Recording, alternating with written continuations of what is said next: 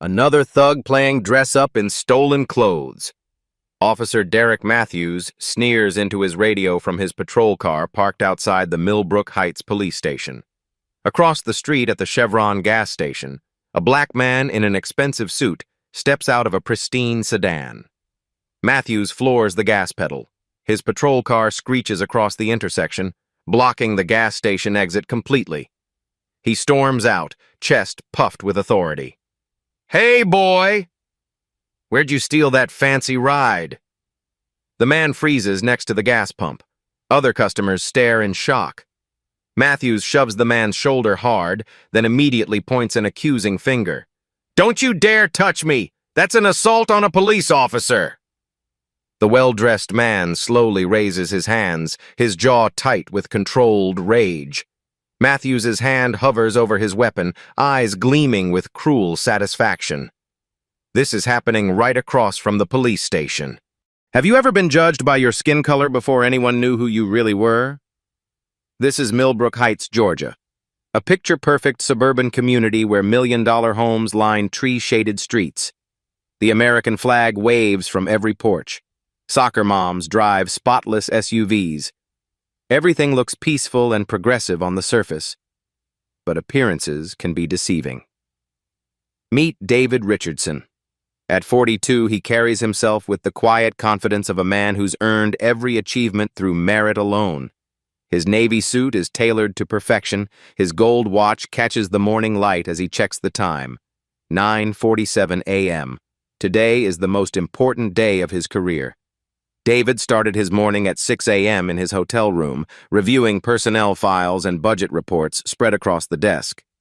20 years of police work taught him to prepare for everything. He studied crime statistics, community demographics, and officer evaluations until his eyes burned. He chose this exact gas station for a reason. The Chevron sits directly across from the Millbrook Heights police station, a modern brick building with gleaming windows and perfectly manicured landscaping. In 30 minutes, David will walk through those doors as the new police chief. The mayor recruited him personally after a nationwide search. His resume speaks for itself. Master's degree in criminal justice, 2 decades with Atlanta PD's Major Crimes Division, solved high-profile cases that made national headlines. His community outreach programs reduced crime by 35% in the toughest neighborhoods. But David knows he's walking into a powder keg. The previous chief retired after running the department with an old-school mentality for 30 years. 89% of the force is white. The local newspaper's comment section exploded when his appointment was announced last week. Words like outsider and political correctness dominated the discussion. David grew up in rural Alabama, where his father was a school principal and his mother worked as a nurse. They taught him that character matters more than color, that education opens every door, that hard work defeats every obstacle. They were mostly right. The gas station bustles with Tuesday morning activity. A contractor in paint-splattered overalls fills his pickup truck. 3 soccer moms chat while their SUVs idle nearby. A businessman in a wrinkled shirt grabs coffee and a breakfast sandwich. Everyone seems friendly and normal. The smell of gasoline mingles with fresh coffee from the convenience store. Traffic hums steadily on Millbrook Avenue. Birds chirp in the oak trees that shade the parking lot. This could be anywhere in suburban America. David fills his tank methodically, running through his introduction speech one more time. He wants to strike the right balance, confident but not arrogant, experienced but willing to listen, firm but approachable. His first impression will set the tone for everything that follows. He has no idea that 2 of his future officers are already watching him with suspicion. Officer Derek Matthews has worked this beat for 17 years. At 45, he represents the department's old guard, white, conservative, suspicious of change. His partner Jake Sullivan is younger but shares the same worldview. They see David's expensive car and immediately assume the worst. These men have never been held accountable for their actions. They've operated in a system that protects them from consequences. Internal affairs investigations always conclude with insufficient evidence. Citizen complaints disappear into filing cabinets. Their union representative knows exactly what to say when problems arise. The irony is staggering. Two officers are about to racially profile and assault their new commanding officer.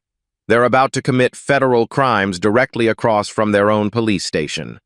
They're about to destroy their careers while their victim pumps gas before his first day as their boss. David replaces the gas cap and walks toward the convenience store to pay. His leather shoes make soft sounds against the asphalt. His movements are calm and deliberate, the walk of a man comfortable in his own skin. He passes a young mother herding two small children toward their minivan. She smiles politely. He nods back with genuine warmth. An elderly man reading a newspaper on a bench looks up and waves. David raises his hand in response. This is exactly the kind of community interaction he hopes to foster as chief. Mutual respect, common courtesy, simple human decency.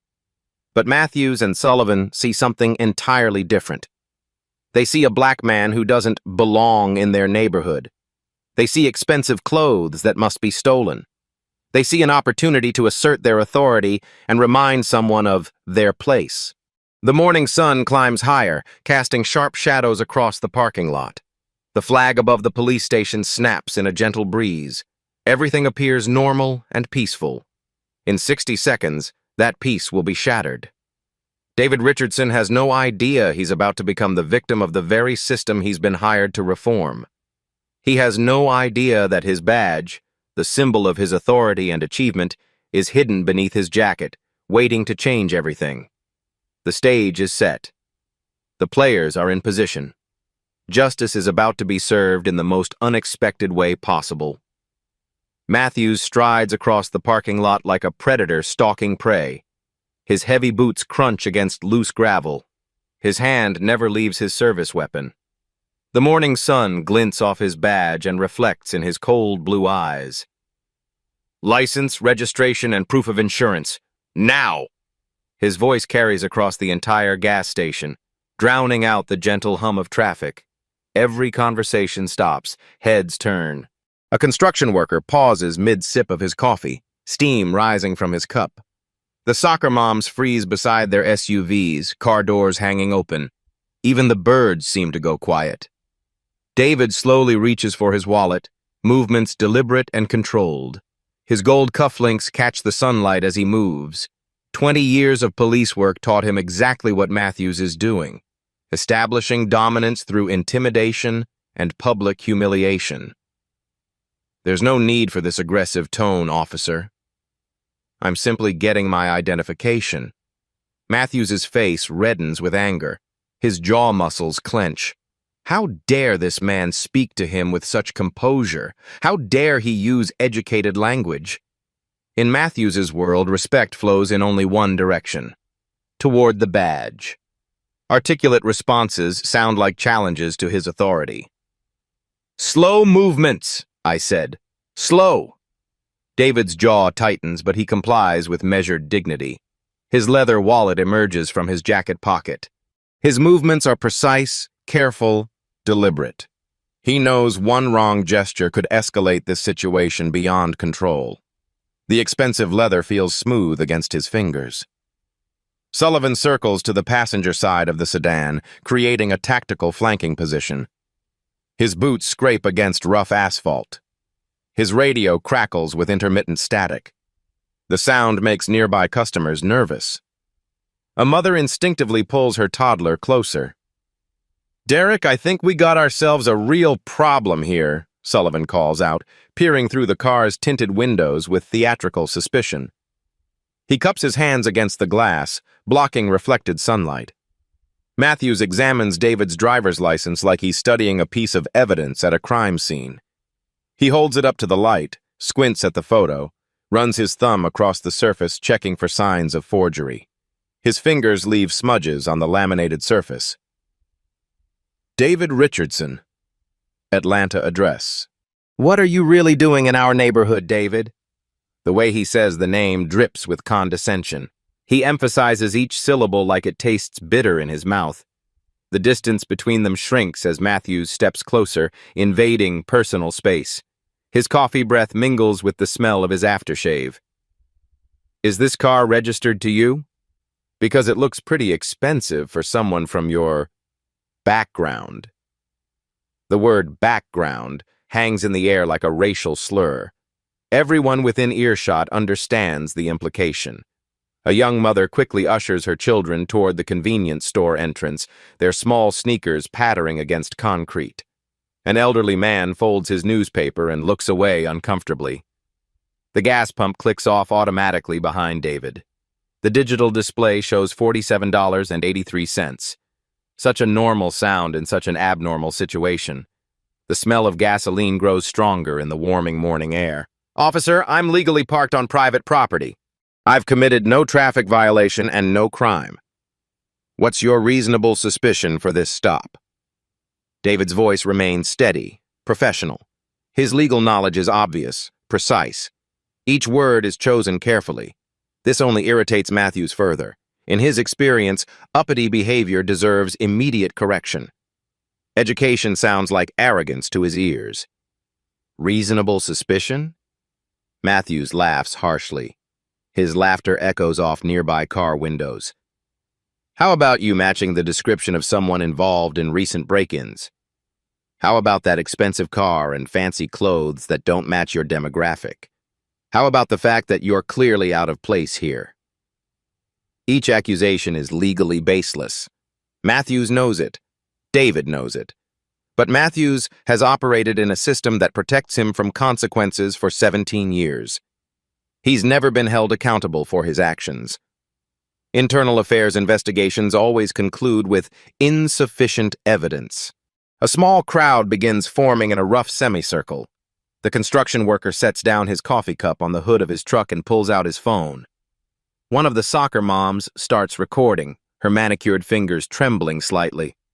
A teenager walking to school stops and watches with wide eyes, backpack sliding off one shoulder. "I smell marijuana," Sullivan announces loudly, despite the bright morning air showing no evidence of anything except gasoline fumes and coffee aromas. "It definitely smells like weed coming from this vehicle." David's eyes narrow slightly. His composure cracks just enough to show controlled anger. "Officer, there's no marijuana in my vehicle. I don't use drugs, and I'd appreciate it if you'd stop making false accusations." "Don't tell me how to do my job, boy." The word "boy" cuts through the morning air like a whip crack. Several witnesses gasp audibly. A middle-aged white woman in yoga clothes shakes her head in disgust. The teenager filming whispers, "Oh my God," to her friend, who's also recording now. Matthews keys his radio loudly enough for everyone to hear. Static crackles across the parking lot like electricity before a storm. "Central, we've got a suspicious individual in a potentially stolen vehicle at the Chevron on Millbrook Avenue, requesting backup for a full search and possible arrest." David's fists clench involuntarily. His knuckles show pale against his dark skin. 20 years of professional training battle against 20 years of personal experience with exactly this kind of treatment.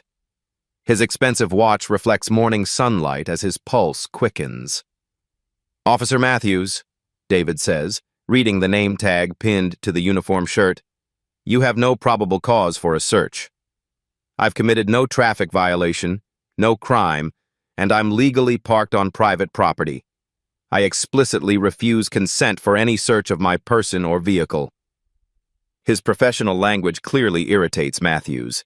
Educated speech sounds like disrespect to ears accustomed to fear and submission. Matthews interprets David's calm demeanor as arrogance that needs immediate correction through force. Probable cause? How about you matching the description of recent break-in suspects? How about that attitude you're giving a sworn police officer? How about the fact that you don't belong in this neighborhood? The accusations pile up like kindling for a fire.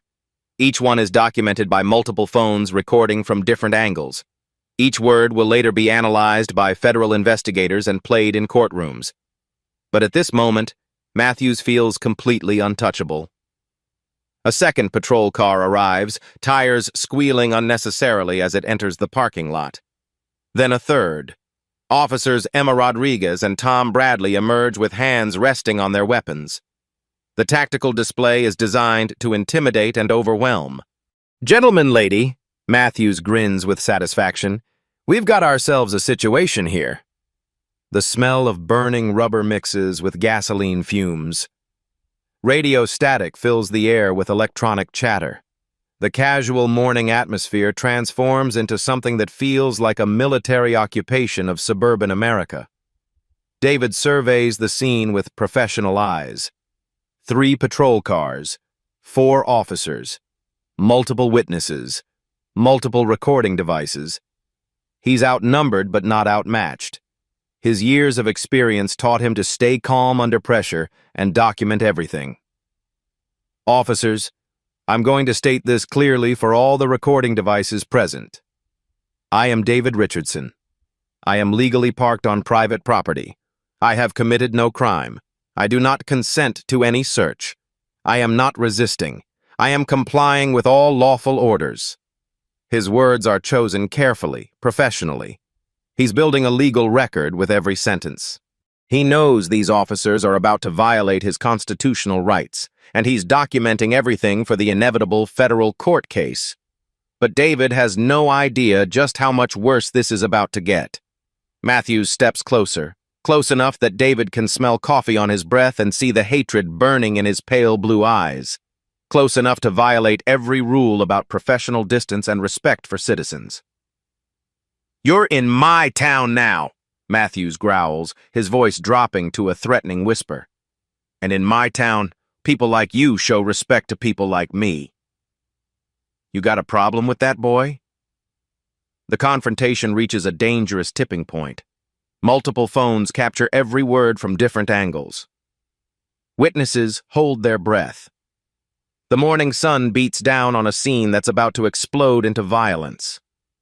David Richardson, future police chief, decorated veteran, community leader, stands surrounded by officers who see only skin color and assume criminality. He has no idea that his hidden badge is about to change everything. In 60 seconds, this routine harassment will become a federal civil rights case. In 60 seconds, the hunters will become the hunted. In 60 seconds, justice will be served in the most spectacular way possible. But first, things are going to get much, much worse. 2 additional patrol cars screech into the parking lot, sirens wailing unnecessarily through the quiet morning air. Officers Emma Rodriguez and Tom Bradley emerge with hands already positioned on their weapons. The tactical display transforms a simple gas station into what looks like a crime scene. Matthews grins with predatory satisfaction. His chest puffs out with authority as backup arrives. The morning sun glints off 4 badges, 4 weapons, 4 officers now surrounding one man who committed no crime except existing while black in the wrong neighborhood. "Gentlemen, lady, we've got ourselves a situation here," Matthews announces, his voice carrying across the parking lot like a ringmaster at a circus. The crowd of witnesses grows larger. More phones appear, recording from multiple angles. A delivery truck driver pulls over and starts filming. 2 joggers stop mid-run to watch the unfolding drama. The teenage girl live streams to her social media followers with shaking hands. "This is an illegal search," David states firmly, as Rodriguez begins rifling through his vehicle without consent. "You have no warrant, no probable cause, and I've explicitly refused consent." Rodriguez ignores him completely, pulling items from his glove compartment and spreading them across the hood. Insurance papers, vehicle registration, a phone charger, a small bottle of hand sanitizer, nothing remotely illegal or suspicious. "Shut your mouth before you make this worse for yourself," Matthews snarls, stepping closer until David can feel his breath on his face. When David attempts to document the badge numbers of all officers present, slowly reaching for his phone, Matthews explodes into action. He's going for something. He's resisting. The takedown is swift and brutal. Matthews and Sullivan grab David's arms simultaneously, twisting them behind his back with unnecessary force. David's expensive suit jacket tears at the shoulder seam as they force him forward. His body slams face first into the hot asphalt with a sickening thud. The impact drives the air from his lungs. Gravel bites into his cheek, leaving small cuts that immediately begin bleeding. His gold watch scrapes against the rough pavement. Matthews drops his full weight onto David's back, driving his knee into the base of David's neck. The pressure makes breathing difficult. The hot asphalt burns against David's face through his torn skin. "Stop resisting! Stop resisting!" Matthews yells, though David isn't moving at all. The gathered crowd reacts with shock and outrage. Multiple voices shout simultaneously. The construction worker drops his coffee cup, which shatters against the concrete. Maria Santos, the gas station attendant, rushes outside. "Hey!" "He wasn't doing anything wrong," Maria shouts, her accented voice cutting through the chaos. "I saw everything!" "He was just getting gas." An elderly white woman in a pearl necklace steps forward despite the danger. "Officers, this is completely unnecessary. That man was being completely cooperative. A teenage girl with purple hair live streams to her 3,000 followers. Y'all, I am literally watching police brutality happen right now. This is insane." While David lies restrained on the burning asphalt, Matthews begins his calculated humiliation. He roughly searches David's pockets with excessive force, deliberately pressing harder than necessary. "Let's see what we have here, Mr. Richardson," Matthews says, emphasizing the formal address with mockery. "Probably got warrants, probably got drugs, probably got weapons." His thick fingers probe through David's jacket pockets. A quality leather wallet, car keys on a simple ring, an iPhone in a protective case. Every item is completely legal and ordinary. David's suit is torn and dirty. Blood trickles from his scraped cheek, mixing with sweat and creating small, dark spots on the asphalt. But his voice remains steady despite the weight crushing his neck. "Officer Matthews, yes, I can see your name tag. You're violating my Fourth Amendment rights, using excessive force, and conducting an illegal detention. This is being recorded by multiple witnesses." Matthews presses his knee harder against David's neck. The message is clear. Speaking will only make things worse. But David continues documenting every violation for the legal record he knows is coming. "Officer Sullivan, Officer Rodriguez, Officer Bradley, I can see all your name tags. You are all accessories to civil rights violations." Sullivan, standing nearby and growing increasingly nervous about the number of recording devices, realizes they need better justification for their violence. The crowd is getting angry. The videos are going to be everywhere within hours. Desperation breeds stupidity. Sullivan positions himself near David's restrained form, making sure he's visible to the recording phones. Then he does something that will haunt him for the rest of his life. He deliberately uses his fingernails to claw deep scratches into his own neck, creating red welts that immediately begin bleeding. The self-inflicted wounds burn and sting, but Sullivan's panic overrides the pain. "He attacked me!" Sullivan suddenly staggers backward dramatically, clutching his scratched neck. "Did you all see that?" "He clawed my neck when I got too close." The crowd erupts in confused anger. Multiple voices shout at once. "That's impossible!" Dr. Patricia Williams, a retired professor who stopped to buy coffee, points at David's restrained form. "That man has been face down on the ground the entire time." The teenager filming shouts, "I've been recording everything. He never moved his hands." "You just scratched yourself." Maria Santos waves frantically toward the store. "The security camera!" "Our camera recorded everything." "He didn't do anything." Sullivan's face goes pale as he realizes the security camera captured his deception. His eyes darted toward the black dome mounted above the convenience store entrance. The red recording light blinks steadily like an electronic witness.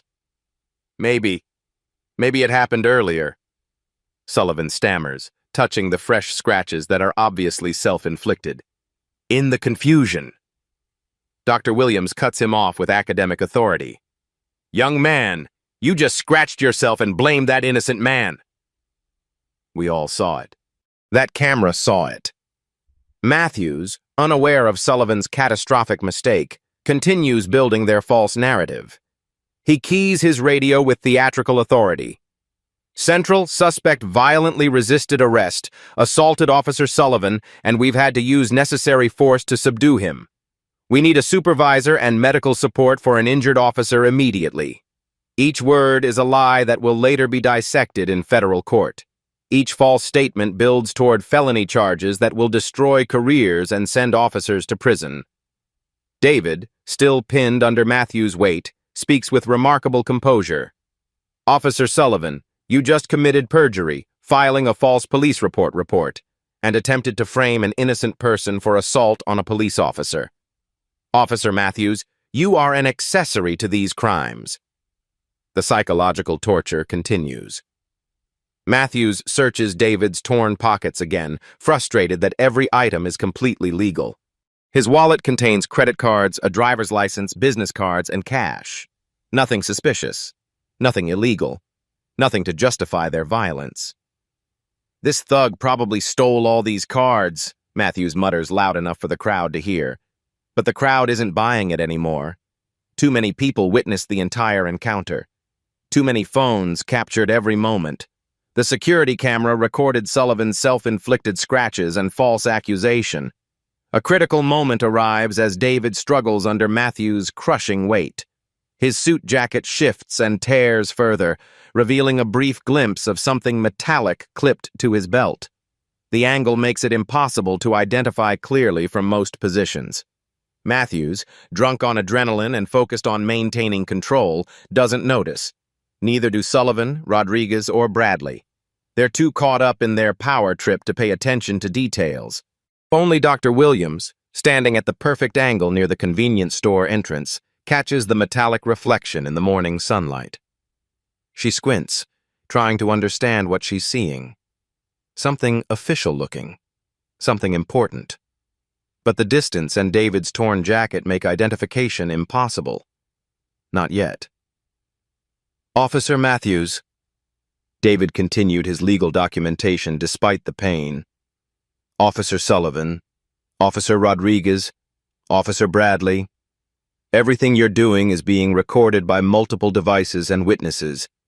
You have assaulted a citizen without cause, conducted illegal searches, filed false reports, and Officer Sullivan attempted to frame me for assault while injuring himself. The mention of legal consequences only enrages Matthews further. His face reddens with anger. Sweat drips from his forehead onto David's back. The morning sun beats down mercilessly. I don't care what you think you know about the law, Matthews growls. You're going to jail today. You're going to learn some respect. Sullivan grows more desperate by the minute. The security camera looms above like an electronic judge. His scratched neck throbs with self-inflicted pain. Multiple phones continue recording his failed deception. Derek, maybe we should... Sullivan starts to suggest backing down. Should what? Matthews snaps. Let this thug walk away after assaulting a police officer? After resisting arrest? After threatening officers? Every accusation is a lie. Every charge is fabricated. Every justification crumbles under the weight of video evidence and witness testimony. Dr. Williams approaches despite the danger, her retired professor instincts demanding she speak truth to power. Officers, I am Dr. Patricia Williams, Professor Emeritus at Emory University. I've been watching this entire encounter and this man has done absolutely nothing wrong. You are about to destroy your career and this department's reputation. Matthews glares at her with contempt. Ma'am, you need to step back and let us do our job. Your job? Dr. Williams' voice rises with indignation.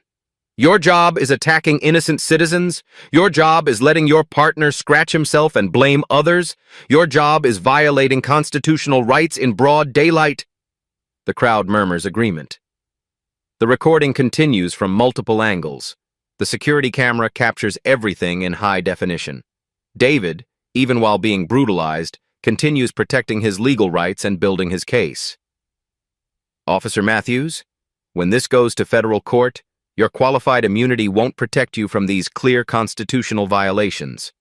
Officer Sullivan's self-inflicted injuries and false accusations constitute federal crimes. The powder keg is about to explode. The hunters are about to become the hunted. Justice is about to be served in the most spectacular way imaginable. But they don't know it yet. In their minds, they're still in control. In their minds, they're still the ones with all the power. They're about to learn how wrong they are. Matthews roughly yanks David to his feet for the arrest. The torn fabric shifts under violent handling. Blood from David's scraped cheek drips onto his white shirt. Dr. Williams, standing near the convenience store, suddenly sees it clearly. The metallic reflection becomes unmistakable in the morning sunlight. "Oh my God. Officer Matthews, do you see what's on his belt?" Matthews glances dismissively at David's waist. His sneer fades. His grip loosens. There, partially concealed by a torn jacket but now visible, gleams a distinctive five-pointed star.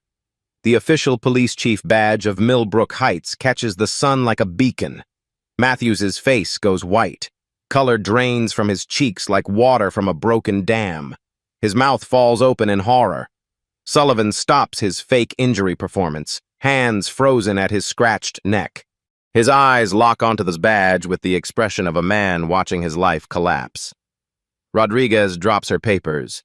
They scatter across asphalt like confetti at a funeral. Bradley steps backward, hand falling from his weapon. Complete silence. Even traffic seems to be quiet. Only radio static and gas pump humming remain. David straightens his jacket with dignity, fully revealing the badge. Despite his bloodied face, his voice carries unmistakable authority. "Officer Matthews, Officer Sullivan, Officer Rodriguez, Officer Bradley, I am Police Chief David Richardson, your new commanding officer as of 8 a.m. this morning." The impact is devastating. Matthews' legs nearly buckle. The predator becomes trembling prey. Sullivan's face goes pale green. He just tried to frame his new boss. "No," Matthews whispers. "No, no, no." The crowd explodes. Maria Santos crosses herself. The teenager live-streaming screams, "Y'all are not going to believe this!" Dr. Williams shakes her head in amazement. The construction worker laughs from sheer absurdity. David continues, voice gaining strength. "You have just committed assault, battery, false imprisonment, illegal search and seizure, filing false reports, and, Officer Sullivan, attempted to frame your commanding officer while creating fake evidence through self-injury." He pauses, letting their crimes sink in. In front of 17 witnesses, recorded on 8 devices, including that security camera. Sullivan's knees give out. He slumps against a car, reality hitting like a physical blow. Career over. Pension gone. The family was destroyed, all because he scratched his own neck. "Chief Richardson, sir, we didn't know." Matthews attempts damage control, voice cracking. "This was all a misunderstanding." David raises his hand for silence. 20 years of command authority. "Officer Matthews, explanations ended when you put your knee on my neck. Officer Sullivan, excuses ended when you clawed yourself and blamed me." The crowd understands the full scope. 4 officers just destroyed their careers by attacking their own boss. David produces his credentials. Badge and appointment letter from the mayor signed 48 hours ago. "I was supposed to review your files and meet my team. Instead, I've learned exactly what kind of officers I'll be commanding, and which ones will be terminated." His voice carries full police authority mixed with controlled anger. "Officer Sullivan, document those self-inflicted scratches and explain how you acquired them. Officer Rodriguez, secure this scene. Officer Bradley, contact Internal Affairs, FBI Civil Rights Division, and the mayor immediately." Military precision. Each officer realizes they're receiving commands from their victim. Matthews drops to his knees in the parking lot before 17 witnesses and 8 cameras.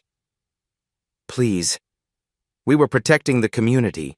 I have 17 years, family, mortgage." David's cold stare cuts him off. "Protect the community from what? A black man buying gasoline? Officer Sullivan, were you protecting the community when you clawed yourself and blamed me?" The questions hang like courtroom accusations. David holds up his badge to catch sunlight, ensuring every camera captures the image. Gold gleams like justice itself. This badge represents 20 years of service, community trust, and the law you just trampled. It represents your new reality. His voice drops to a whisper carrying absolute authority. I am your boss, and you just made the worst mistake of your careers. The reversal is complete. Hunters become hunted. Justice is about to be served. Matthews drops to his knees in the parking lot, his police authority evaporating like morning mist. The man who minutes ago wielded power like a weapon now grovels on hot asphalt before 17 witnesses. Chief Richardson, please. I have 17 years on the force. I have a family. I have a mortgage. Tears stream down his face, mixing with sweat and creating dark spots on the pavement. Please, sir, I'm sorry. I'm so sorry. His voice cracks with desperation.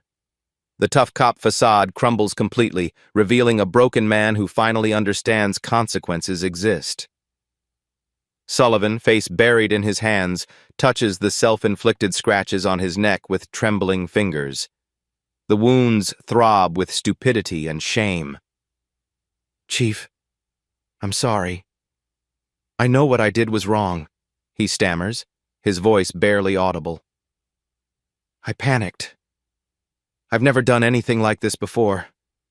I scratched myself. The camera will show everything. His confession hangs in the air like a death sentence. Career suicide captured in high definition by multiple recording devices. David takes Matthews' radio with steady hands, keying the microphone with authority that carries across the entire scene.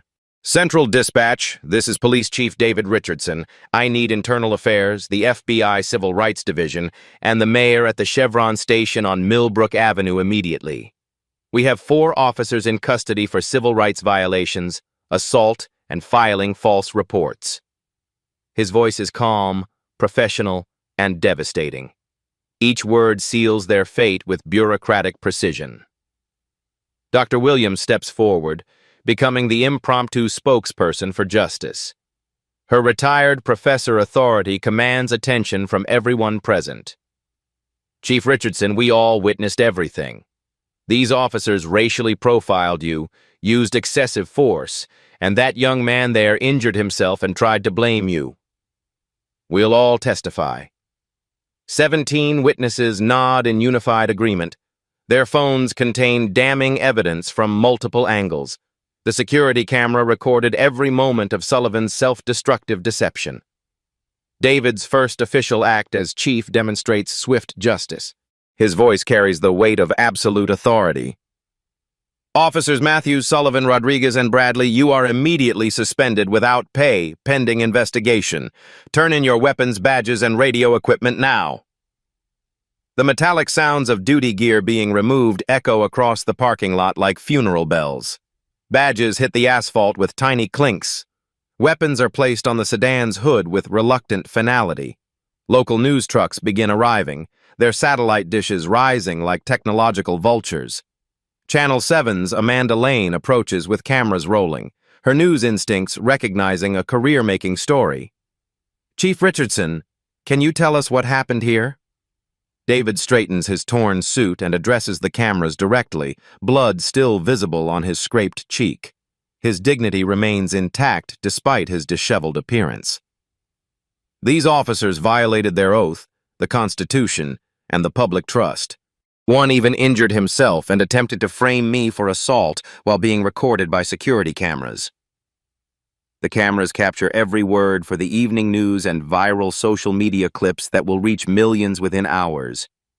In a moment of poetic justice that feels scripted by karma itself, David reads Matthews his constitutional rights.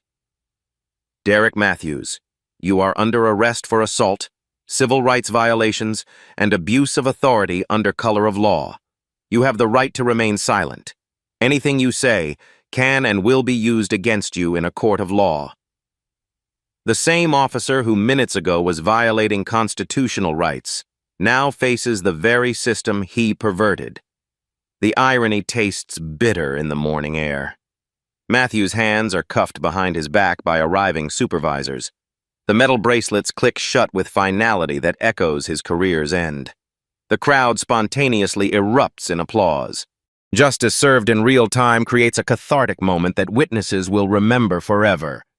Maria Santos shouts above the clapping, "Justice!" Finally, justice. Her accented voice carries the hopes of everyone who ever faced police abuse without recourse. The teenagers with phones post updates faster than breaking news. This police officer scratched himself and blamed the black guy, but he was actually the police chief. Video going viral in 3, 2, 1, ... quote. Social media notifications ping constantly as the footage spreads across platforms. Hashtags begin trending within minutes. The story takes on a life of its own in the digital ecosystem. Rodriguez and Bradley surrender their equipment with shame-faced silence. Their careers end not with violence or dramatics, but with quiet disgrace and the understanding that they chose the wrong side of history. Sullivan is led away with his self-inflicted scratches clearly visible to news cameras. The wounds serve as permanent evidence of his desperation and dishonesty. Medical personnel document the injuries for the federal case file. Dr. Williams approaches David as the immediate chaos settles. Her academic dignity provides a moment of calm reflection amid the justice storm. "Chief Richardson, I'm glad I stopped for coffee this morning. Sometimes the universe puts us exactly where we need to be to witness truth overcome lies." David nods with quiet gratitude. His bloodied face and torn suit tell the story of injustice confronted and defeated through the simple power of truth and accountability. The morning sun climbs higher, casting new shadows across a parking lot where justice was served, careers were destroyed, and the system finally worked exactly as designed. 4 officers' lives changed forever. 1 man's dignity remained intact. 17 witnesses saw proof that truth eventually prevails, even when lies seem overwhelming. The immediate consequences are swift and final, but this is only the beginning of a much larger reckoning. Within 48 hours, the story explodes across every major news network. CNN's breaking news banner reads, "New police chief brutalized by his own officers on first day." The security camera footage became the most watched police accountability video in internet history. Special Agent Sarah Martinez of the FBI's Civil Rights Division arrives from Atlanta with a team of federal investigators. Her steel-gray eyes survey the gas station like a crime scene, which it technically is. "This case represents everything wrong with police culture," she tells reporters. 4 officers committed federal crimes against their own commanding officer while being recorded by multiple devices. It's prosecutorial gold. The federal investigation moves with unprecedented speed. The gas station's HD security footage becomes the smoking gun that destroys any possibility of defense. Frame by frame, investigators document Sullivan's deliberate self-inflicted scratches while David remains restrained and motionless. The video goes viral globally. International news outlets pick up the story. BBC headlines read, "American police assault their own chief." The footage becomes required viewing in police academies worldwide as an example of how not to conduct law enforcement. Social media erupts with hashtags that trend for weeks. Number sign Chief Richardson becomes a symbol of dignity under pressure. Number sign Sullivan scratches becomes a meme about police dishonesty. Number Millbrook shame represents systemic police corruption. 3 weeks after the incident, a federal grand jury hands down indictments that shock the law enforcement community. The charges are devastating and comprehensive. Matthews faces 15 years for civil rights violations under color of law, assault and battery, conspiracy, and deprivation of rights. Sullivan faces 18 years for evidence tampering, filing false reports, attempted obstruction of justice, and civil rights violations. His self-inflicted scratches elevate his charges to evidence fabrication, a federal felony. Rodriguez and Bradley each face 5 years as accessories to civil rights violations. Their silent participation makes them equally culpable under federal law. The trial becomes a media circus that dominates cable news for months. Court TV provides gavel-to-gavel coverage. Legal analysts dissect every moment of testimony. David takes the witness stand with quiet dignity, his voice steady as he recounts the morning that changed everything. Your Honor, these officers didn't see a police chief, a public servant, or even a human being. They saw only skin color and assumed criminality. Officer Sullivan's actions demonstrate the lengths some will go to justify their prejudice, even injuring themselves to create false evidence. The security camera footage plays on courtroom monitors in devastating clarity. The jury watches Sullivan carefully position himself away from recording phones before deliberately scratching his own neck. The timestamp proves David was face down and restrained during the entire deception. Expert witnesses testify about the technical aspects of the footage. Forensic analysts confirm Sullivan's wounds were self-inflicted based on angle, depth, and fingernail marks. The evidence is overwhelming and irrefutable. Dr. Williams's testimony electrifies the packed courtroom. Her professor emeritus credentials give weight to every word. I watched 4 sworn officers systematically violate every principle of justice. They profiled, they assaulted, they lied, and one even injured himself to create false evidence. Without that badge revealing Chief Richardson's identity, they would have destroyed an innocent man's life with fabricated charges. Maria Santos brings the courtroom to tears with her broken English and unshakable moral clarity. I came to America for justice, for fairness. What I saw that day was not America. It was corruption and hate. But what's happening here in this courtroom, this trial for justice, this is the America I believe in. The defense attorneys attempt desperate strategies. Matthews' lawyer claims momentary panic led to excessive force. Sullivan's team argues he was overwhelmed by the situation and acted irrationally. But the prosecution systematically destroys every excuse. The security footage shows Sullivan's calculated positioning and deliberate actions. Expert testimony proves this wasn't panic, it was premeditated deception. The prosecutor's closing argument becomes legendary in legal circles. Ladies and gentlemen, we have video evidence of a police officer deliberately injuring himself and immediately blaming an innocent, restrained citizen. This wasn't a split-second decision born of fear. This was calculated corruption designed to justify violence that had already occurred. During Sullivan's cross-examination, his deception unravels completely. The prosecutor plays the security footage in slow motion, showing Sullivan's careful positioning before scratching his neck. Officer Sullivan, can you explain why you moved away from the recording phones before injuring yourself? I don't remember. The timestamp shows you looked directly at the security camera before scratching your neck. Were you aware you were being recorded? I wasn't thinking clearly. But you were thinking clearly enough to immediately blame Chief Richardson for injuries you had just inflicted on yourself. Sullivan's silence speaks volumes. His lawyer objects, but the damage is catastrophic and permanent. Federal Judge Margaret Thompson shows no mercy during sentencing.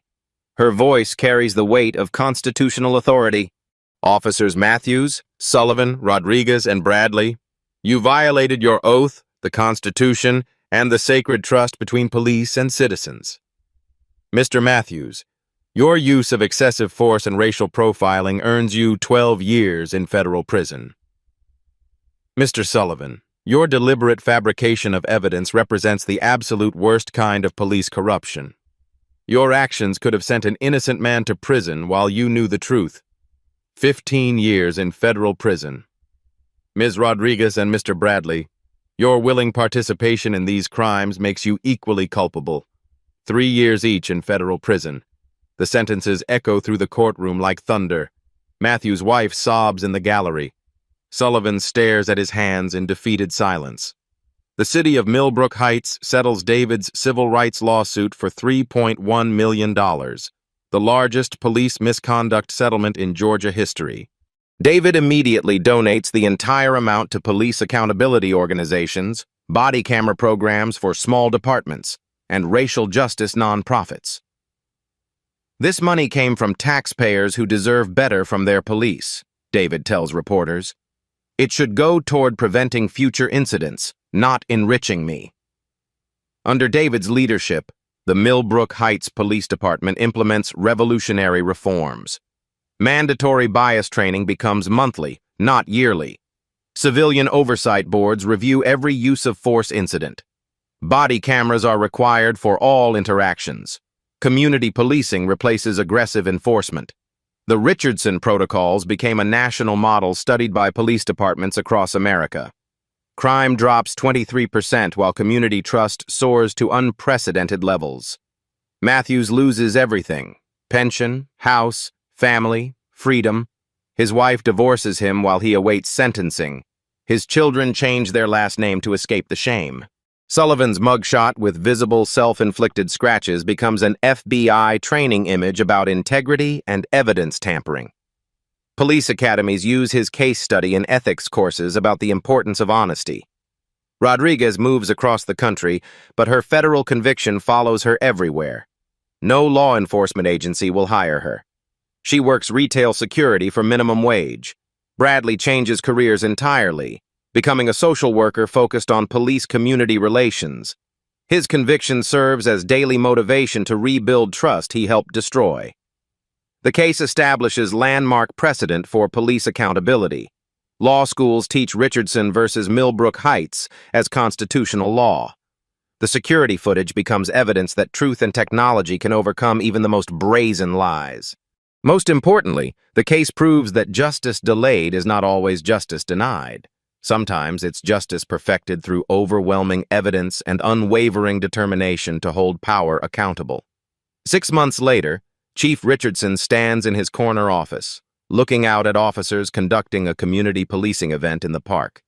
Children laugh as they play basketball with officers who once viewed community interaction as a burden. His department has become a beacon of police reform. Crime dropped 23%, while community trust reached 94%, highest in Georgia. 0 excessive force complaints. 0 civil rights violations. 0 lawsuits. David adjusts the same badge that changed everything that September morning. Gold catches afternoon sunlight streaming through his windows. That morning taught me that injustice can happen to anyone, anywhere, anytime. But it also taught me that truth, evidence, and courage can triumph over prejudice and corruption, even when officers harm themselves to maintain lies. The gas station now displays a bronze plaque. Site of Justice, where truth overcame prejudice, September 2024. Maria Santos, now manager, tells the story to every customer.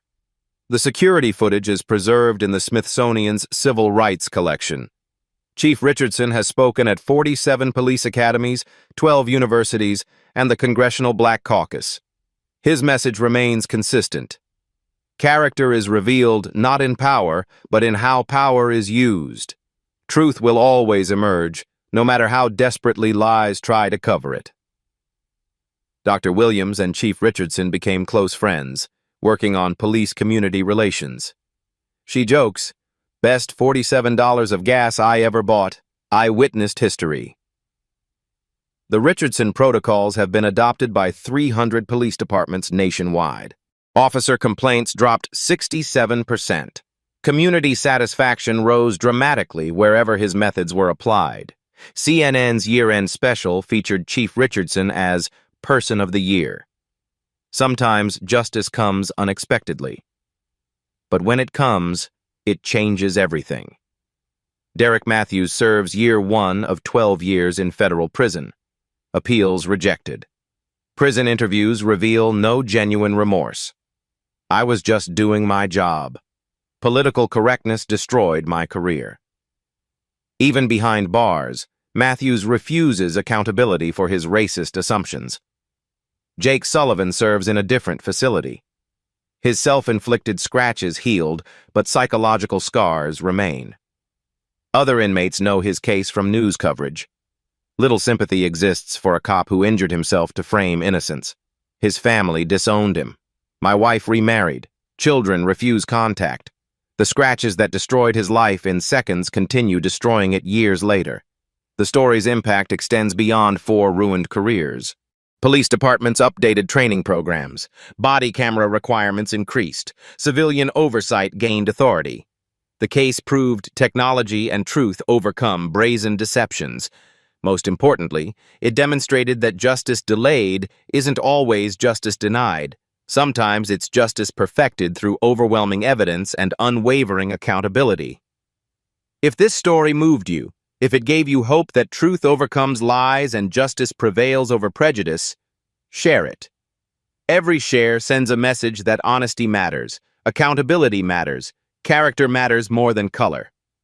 Comment below. Have you witnessed someone lie their way out of wrongdoing? Have you seen truth triumph when everything seemed hopeless? Your stories matter. Share them.